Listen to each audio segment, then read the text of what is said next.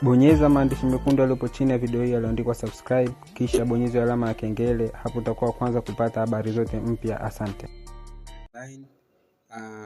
Hivi ndivyo jinsi ya kuangalia matokeo ya darasa la 7. Utaingia Chrome,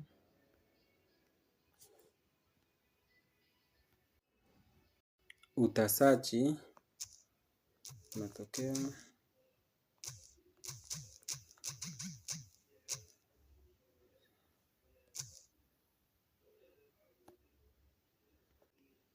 nachokuomba usubscribe channel hii ili uweze kuona haya matokeo.